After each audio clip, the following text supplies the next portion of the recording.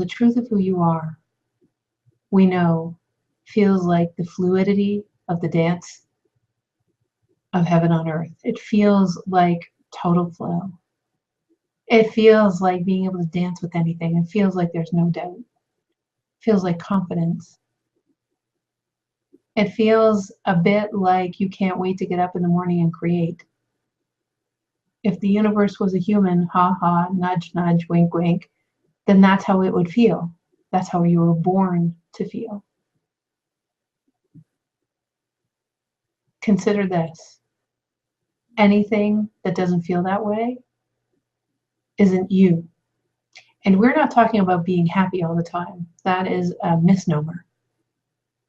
We're talking about feeling the richness of what it is to be human, feeling the richness of when someone passes, feeling the richness of breaking up with someone, feeling the richness of coming back together with someone, but feeling it from a place of how blessed, what a privilege to be in a body on a planet in this heavenly flow of blessed experiences.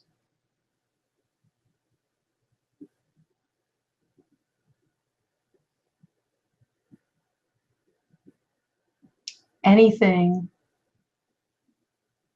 that feels less than expansive, not in your mind, not to the parts of you that are afraid, but to your being.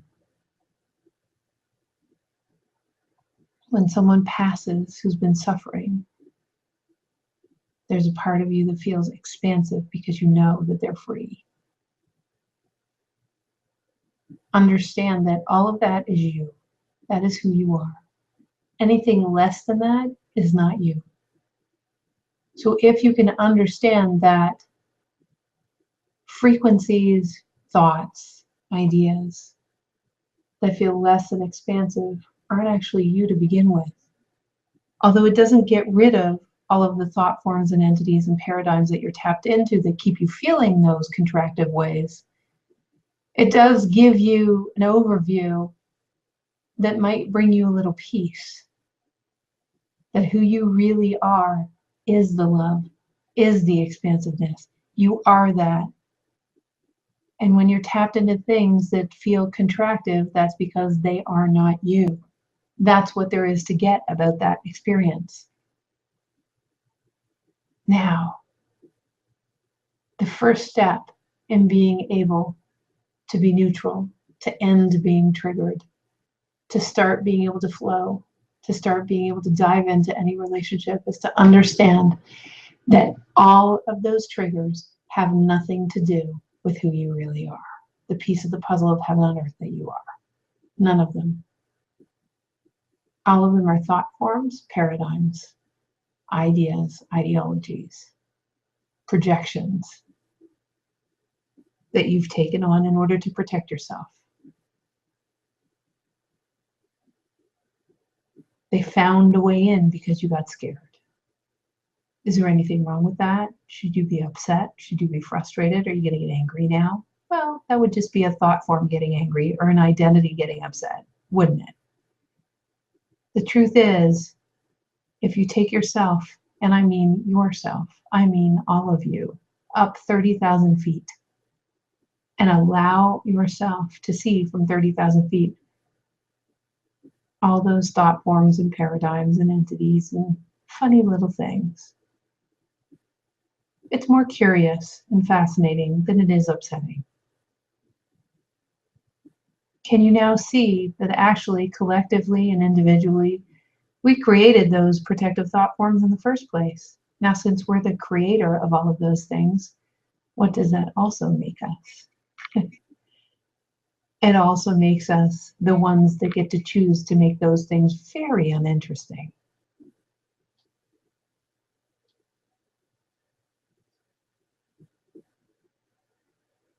What's the answer to all of this?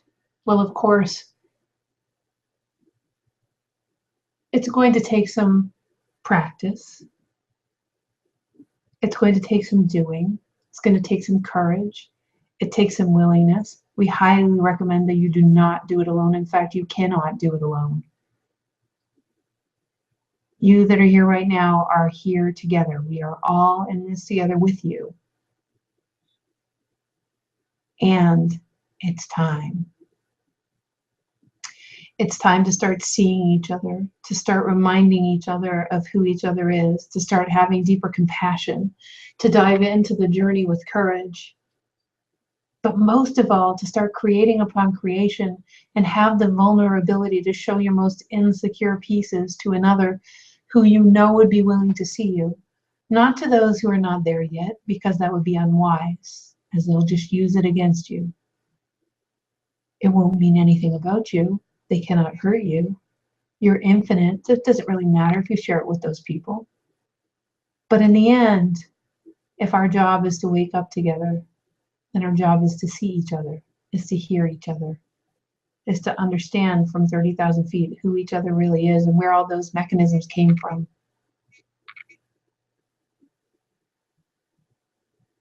That is what awakening is. There's a far more scientific piece to it in that your biology can't upgrade to capacitate these higher frequencies of understanding and seeing energy and love and all of these unconditionality unless you actually engage with a little bravery the activity that would cause you to need those abilities. Finding compassion and understanding for each other. Speaking your mind when something feels incongruent are all ways and means to activate those abilities and make them more real in your life. It's as though you're using a muscle that's atrophied and you've been waiting till it feels safe to do all those things. But what we're saying to you is you can't wait until you're safe to use all of those things. In order to make them real in your life, you have to use them first. And they'll become real in your body. And just like a muscle at the gym, as you exercise your bicep, it becomes more strong. And as it becomes more strong, guess what happens? The weakness goes away.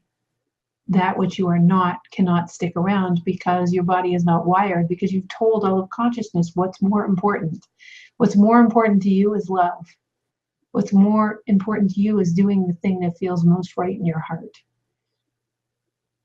What's more important to you is to create rather than be afraid.